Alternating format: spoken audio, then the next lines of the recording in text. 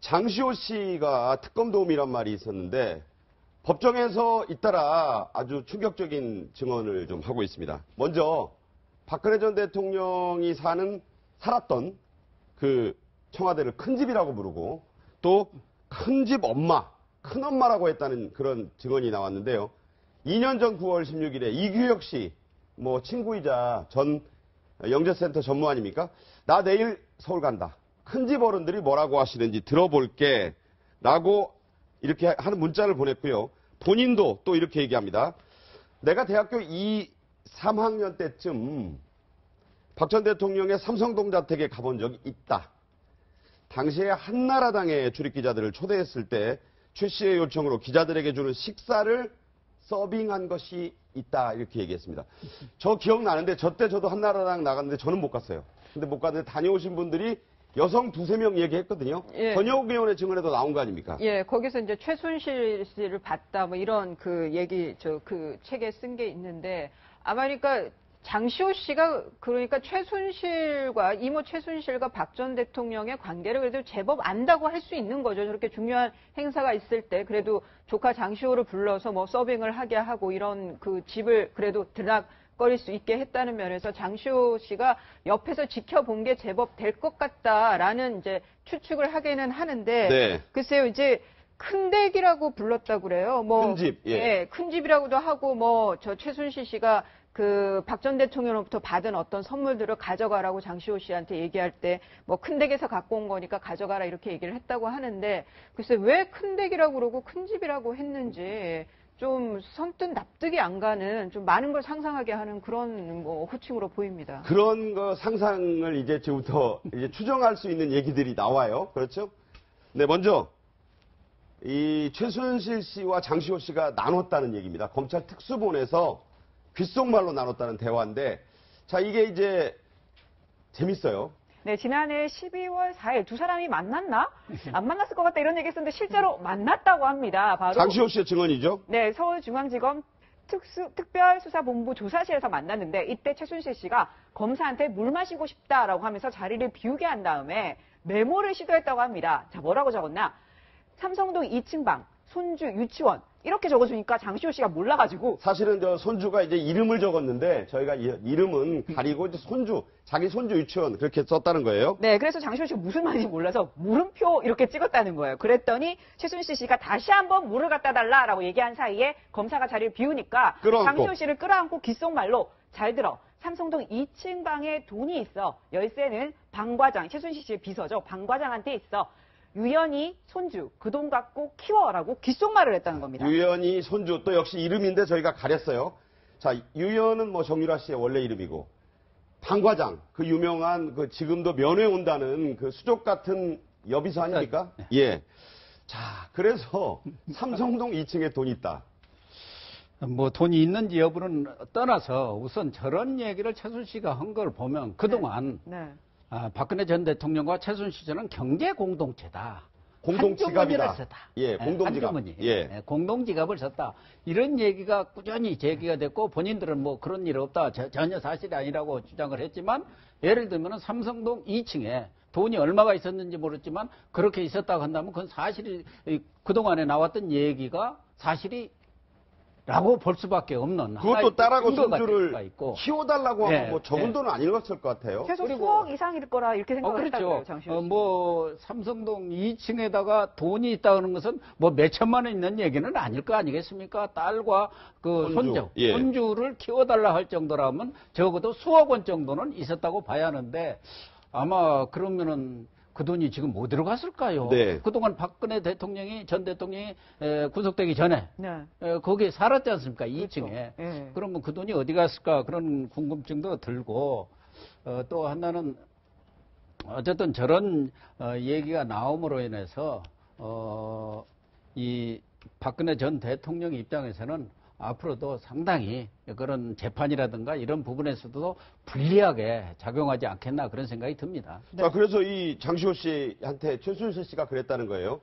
삼성동 경비는 널 모르니 이모 신부로 맞다고 하면 문을 열어줄 거다. 이런 구체적인 얘기까지 하고 그러니까 이게 지금 중요한, 이게 정말 장시호 씨 이 말이 굉장히 구체적이잖아요. 상황이. 그러면은 좀 신빙성이 높다고 볼 수는 있는데, 이 그 진술이 중요한 이유는 경제 공동체 때문인 거죠. 그렇죠. 박 전 대통령과 최순실은 돈을 같이 놓고 쓰는 거다. 그러니까 최순실한테 돈이 갔다는 거는 꼭 박근혜 전 대통령한테 돈이 간 거랑 같은 의미다라는 그 특검의 논리가 이제 이런 정황으로 좀 사실관계 어느 정도 파악이 될 수 있는 건데요. 이 삼성동이라는 게 결국 박 전 대통령이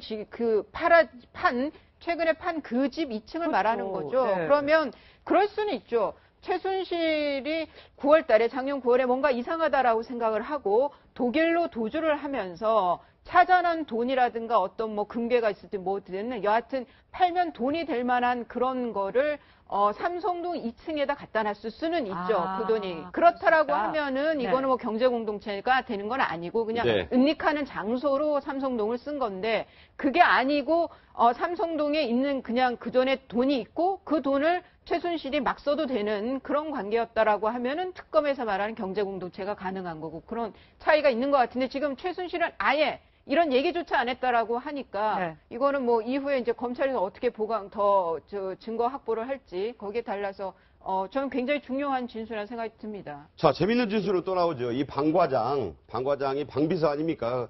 빨간 금고, 검은 금고와 유언장의 위치를 알고 있을 거다.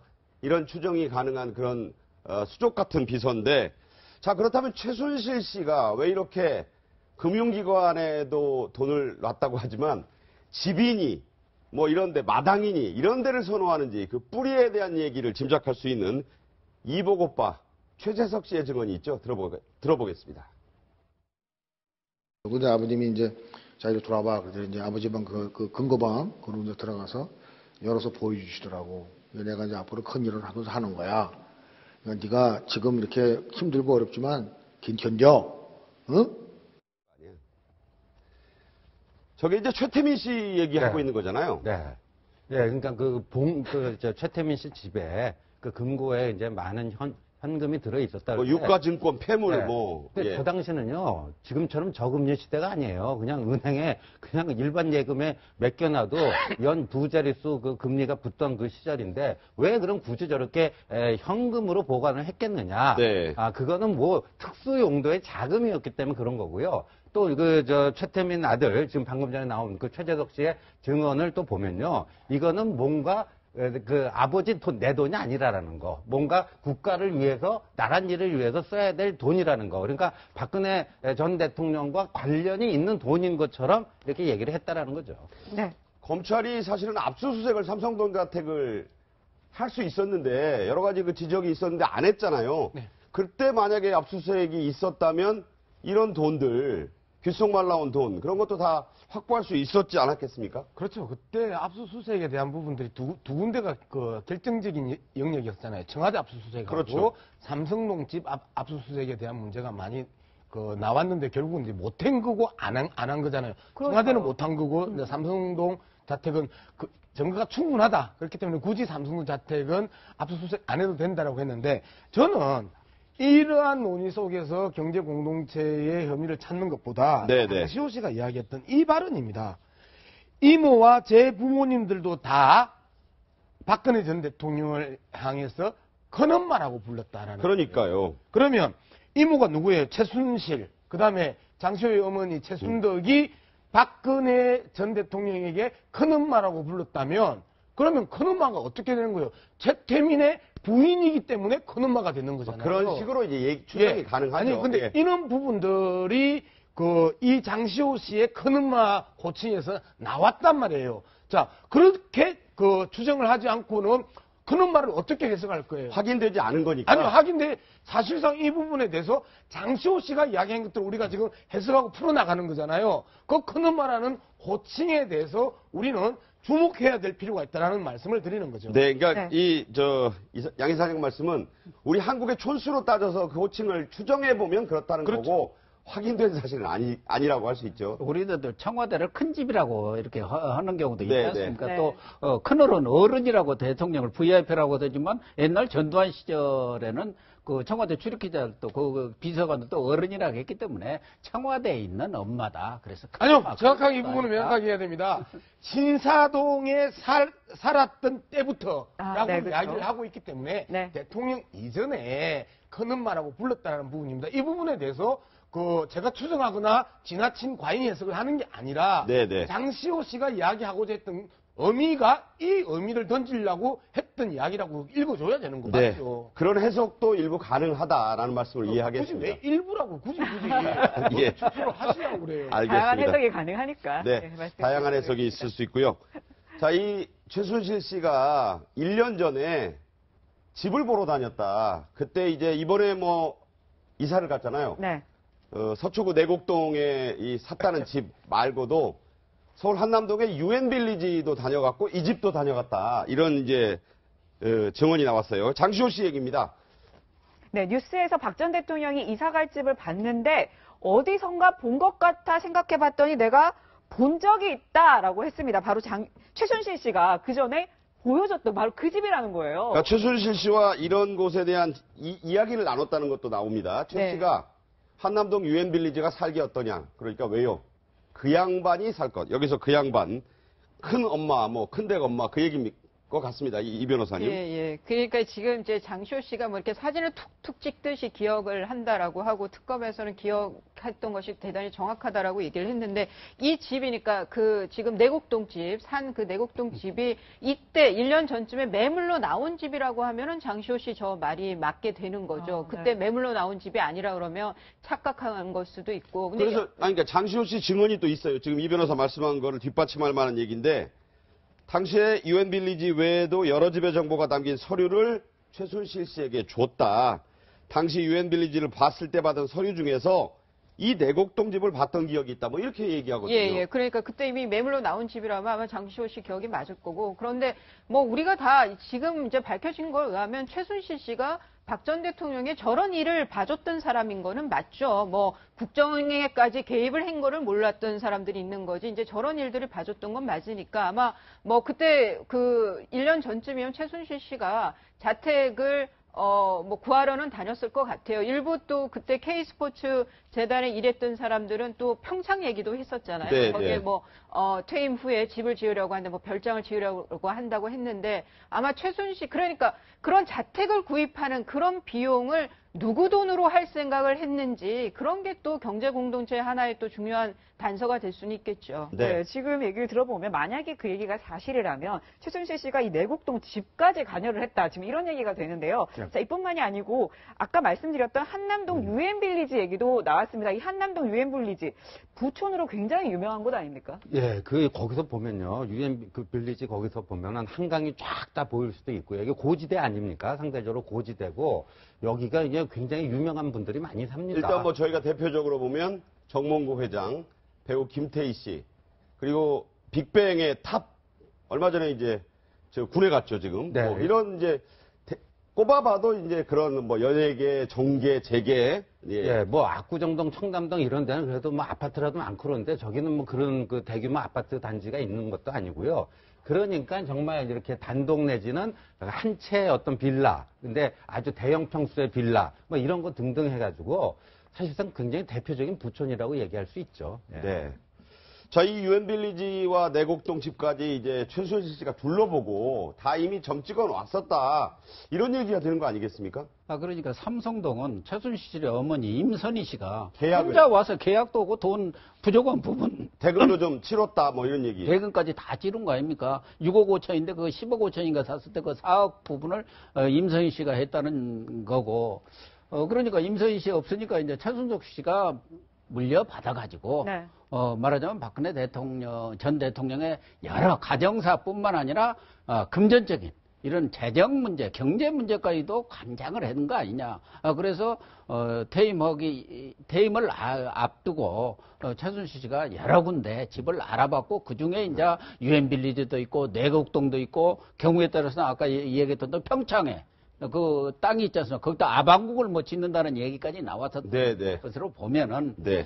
이 부분이 뭐 확증은 할 수는 없지만 역시 박 전 대통령과 최순실 씨는 경제 공동체, 공동지갑론이 뭔가 그래도 이렇게 좀 힘을 받지 않느냐 이런 추측은 해볼 수가 있을 것 같습니다. 그 또 하나의 가족이라고 책이 나왔었잖아요. 그 또 하나의 가족은 원래 뭐 전자회사의 그 광고 카피였는데 이게 또 하나의 가족이 최태민, 임선희, 박근혜 이래서 이제 제목의 책으로 엮여져 나왔는데 박근혜 전 대통령뿐 아니라 박근령 씨에게도 최 씨 일가, 임선희 씨가 그 용돈도 주고 또 일부 유학 경비도 됐다는 얘기와 함께 박근령 씨의 아파트 매매에도 최 씨 일가가 관여했다는 이야기 남편이 저희 채널A와 한 얘기를 좀 들어보겠습니다. 1984년에서 5년경쯤으로 기억이 되는데 서초구 아마 그 잠원동에 아마 그 한신 아파트를 한 채 본인 명의로 된 아파트를 가지게 되는데 그 아파트를 사준 사람이 최태민 씨 일가가 계약을 해줬다는 이야기. 그리고 최태민 씨의 의붓 아들인 최재석 씨는 임선희 씨가 아마 그 당시에 사준 거다라고 증언한 부분이 있어서 아마 참고사항으로 기록해야 하는 게 좋겠다고 내가 얘기를 했던 것 같고요. 네, 지금 보면 뭐 박근혜 전 대통령의 일가 부동산 쪽에는 뭐 거의 최 씨가 개입을 했다 뭐 이런 얘기예요, 결국. 이게 이제 박근혜 전 대통령이 이제 기소된 내용 중에 뇌물죄가 지금은 제일 핵심이에요. 뇌물죄가 무죄가 나오고 뭐 강요라든가 다른 직권남용이 유죄가 나와도 이 파장은 굉장히 클 거란 말이죠. 네네. 그런 면에서 아마 그 특검에서 공소유지를 하는 특검에서는 이 이익 공유 부분을 굉장히 파고들 거고, 그런데 아쉬운 건 앞서도 조금 잠시 얘기 나왔지만 특검이 그럼 왜 검찰이 지난 3월 달에 2층에 이 돈 얘기를 최순실이 장시호한테 했다고 하면은 그때 압수수색을 했더라면 좀 더 명확하게 밝힐 수 있었을 텐데 그러니까요. 그거는 수사 대상이 안 된다는 이 오판을 했는지 그런 면에서 좀 뭔가 악의가 안 맞는 부분이 있는데, 여하튼 뇌물죄가 어떻게 유무죄가 어떻게 판단되느냐에 따라서 이후 전국도 또 한 번 출렁일 수도 있다는 면에서의 이런 증언들이 갖는 의미가 큰 것 같습니다. 아니, 네. 근데 이사를 가게 되면 더 압수수색하기 힘들어지는 거 아닌가요? 이제 그 돈 없다고 봐야, 실제 있었다고 하면 네. 없다고 봐야 되는 거예요. 나 최순실 씨는 이런 의혹에 대해서 일단 뭐 재판에서도 문제가 될 것 같은지 강력히 부인을 일단 하고 있습니다. 내곡동집은 이번에 신문 보고 처음 알았다. 내가 이사 가려고 알아본 것뿐이다. 일단 저렇게 이제 주장을 하고 있는 것은 법정에서도 나올 얘기니까 차단을 하지 않았나 싶고. 그 최순실 씨 원래 독일을 가려고 했던 거 아닌가요? 네, 그리고 박 전 대통령의 재판을 5월 2일 첫 그 준비 기일인데 이것도 좀 연기해달라고 얘기했는데 어떻게 보세요? 우선 그 변호사들이 지금 현재로서는 공식적으로는 두 분 아닙니까? 그렇죠. 12만 쪽이 되는 그 문서, 그 유영아, 최명성. 그것만 분석하는데도 그건 택도 없이 부족한 거기 때문에 지금 변호사들을 좀 더 구하려고 하는 거 아니고. 돈은 있잖아요, 지금. 그래서 재판돈. 지금 집한돈이 변호사비를 쓰려는 것 아니냐 그런 얘기도 나와 있습니다만 우선 그 5월 2일까지로 공판 그 준비가 부족한 거 아닌가. 네. 그런데 현실적으로 지금 박근혜 전 대통령을 변호하겠다는 쓸만한 소위 말해서 중견 그런 변호사들이 지금 없어가지고 구인난을 지금 겪고 있는 거 그런 것 아닌가 그렇게 보여집니다. 아무래도 대선 전에 재판이 시작되는 것도 부담이 좀 있겠죠? 예, 상당히 부담이 있을 수 있고, 그리고 저도 개인적으로 5월 9일까지는 박근혜 대통령의 공판을 시작하지 않는 게 네. 대선에 덜 개입하고 그다음에 국민들 감정을 덜 건지는 일이다라고 보고, 근데 뭐 그렇게 정치적 판단을 했을 가능성은 없고요. 변호사를 선임하지 못했던 부분들이 가장 결정적인 이유 아닐까 그렇게 생각해 봅니다. 네. 여러분과 이제 다양한 말씀 나누는 사이에 시간이 다 됐습니다. 내일 또 말씀 듣기로 하고요. 오늘 말씀 여기까지 줄이겠습니다. 고맙습니다.